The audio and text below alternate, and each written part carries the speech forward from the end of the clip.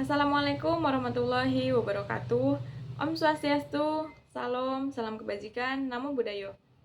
Izin memperkenalkan diri, nama saya Pepe Nopitasari, NPM 22411084 dari kelas MNJ 22B. Pada video kali ini, saya akan menjelaskan materi mengenai menerangkan strategi dan rencana pemasaran. 1. Identifikasi target pasar dan segmen konsumen. Yang pertama, demografis, yaitu tentukan karakteristik demografis dari pelanggan potensial seperti usia, jenis kelamin, pendapatan, dan lokasi geografis. Yang kedua, psikografi, yaitu memahami gaya hidup, nilai-nilai, minat, dan kepribadian target pasar. Yang ketiga, geografis. Tentukan area geografis yang menjadi fokus seperti lokal, regional, nasional, atau internasional. Yang keempat, perilaku konsumen, yaitu analisis kebiasaan pembelian, sikap terhadap merek, dan keputusan pembelian konsumen. Yang kelima, segmentasi pasar. Identifikasi kelompok pelanggan yang memiliki kebutuhan dan karakteristik serupa. Yang kedua, evaluasi kebutuhan dan referensi pelanggan. Yang pertama, survei dan wawancara. Lakukan survei dan wawancara untuk mengumpulkan informasi langsung dari pelanggan mengenai kebutuhan mereka. Yang kedua, analisis data pelanggan. Tinjau data historis penjualan, umpan balik pelanggan, dan tren pembelian untuk memahami preferensi pelanggan. Yang ketiga, penelitian pasar. Gunakan penelitian pasar untuk mendapatkan wawasan mendalam tentang kebutuhan dan preferensi pelanggan. Yang keempat, monitoring media sosial. Pantau percakapan di media sosial untuk menilai sentimen pelanggan dan mendeteksi tren yang mungkin mempengaruhi preferensi. Tinjau pesaing di pasar. Yang pertama, identifikasi pesaing utama.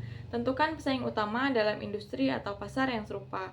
Yang kedua, analisis keunggulan kompetitif, yaitu evaluasi kekuatan dan kelemahan pesaing, serta identifikasi keunggulan kompetitif yang dapat dimanfaatkan.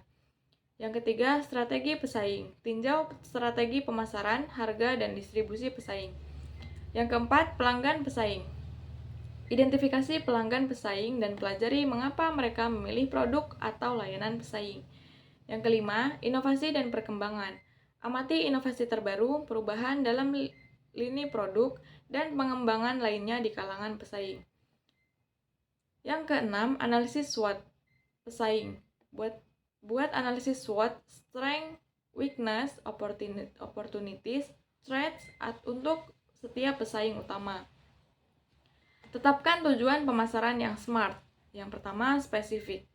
Deskripsikan tujuan secara rinci dan jelas. Hindari tujuan yang umum atau ambigu. Contoh, tambahkan 20% pangsa pasar di segmen usia 18-24 tahun dalam 12 bulan. Yang kedua, terukur atau measurable. Identifikasi cara mengukur kemajuan dan pencapaian tujuan dengan menggunakan angka atau persentase. Contoh, tingkatkan jumlah pelanggan baru sebanyak 15% setiap kuartal. Yang ketiga, dapat dicapai atau achievable. Pastikan tujuan dapat dicapai dengan sumber daya yang tersedia, termasuk waktu dan anggaran. Contoh, tingkatkan pengenalan merek dengan meluncurkan kampanye iklan digital tanpa melebihi anggaran pemasaran tahunan. Yang keempat, relevan. Pastikan tujuan berkaitan langsung dengan visi dan misi bisnis, serta mendukung strategi pemasaran keseluruhan. Contoh, tingkatkan penjualan produk premium untuk memperkuat citra merek sebagai penyedia solusi berkualitas tinggi. Yang kelima, berbatas waktu, time bound. Tentukan batas waktu untuk mencapai tujuan agar ada tekanan waktu yang memberikan fokus dan tanggung jawab. Contoh, kurangi tingkat keluhan pelanggan menjadi di bawah 5% dalam 6 bulan. Identifikasi Key Performance Indicator atau KPI. Yang pertama, peningkatan penjualan.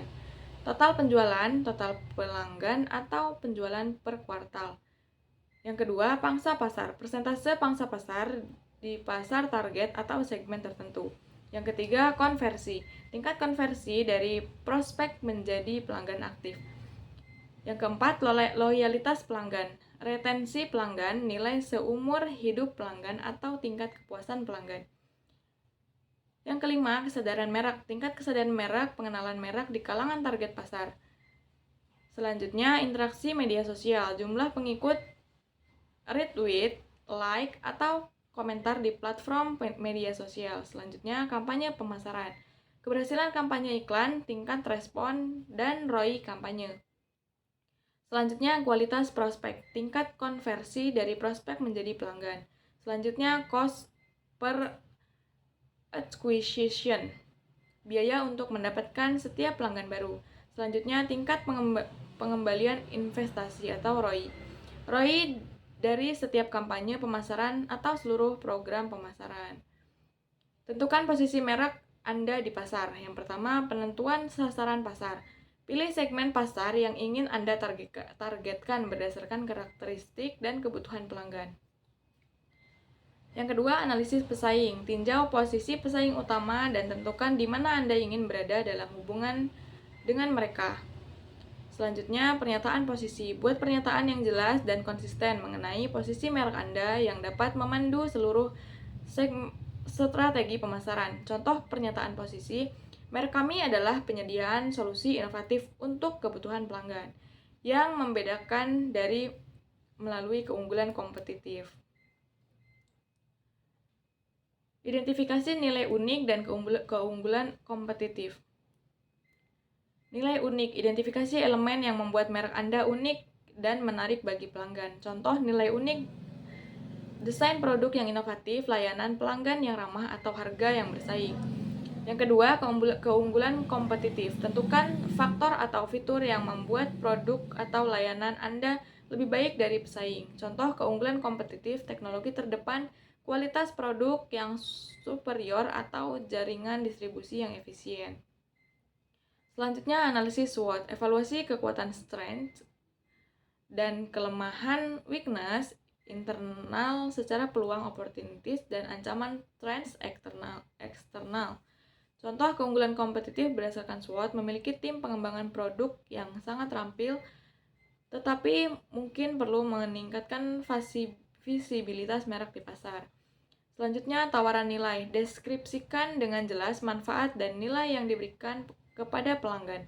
Contoh, tawaran nilai. Merek kami memberikan kombinasi terbaik antara inovasi, kualitas, dan layanan pelanggan yang ramah. Selanjutnya, persepsi pelanggan. Lakukan survei atau penelitian untuk memahami bagaimana pelanggan dan prospek melihat merek Anda dibandingkan dengan pesaing. Contoh persepsi pelanggan. Pelanggan menganggap produk Anda sebagai solusi paling handal di pasar. Selanjutnya, komunikasi posisi. Rancangan pesan pemasaran yang memperkuat posisi dan nilai unik Anda. Contoh pesan pemasaran. Anda dapat percaya pada kehandalan produk kami, inovatif, berkualitas, dan selalu memenuhi kebutuhan Anda. Sekian materi yang dapat saya sampaikan, semoga bermanfaat. Saya akhiri. Wassalamualaikum warahmatullahi wabarakatuh. Om Swastiastu, salam kebajikan, Namo Buddhaya.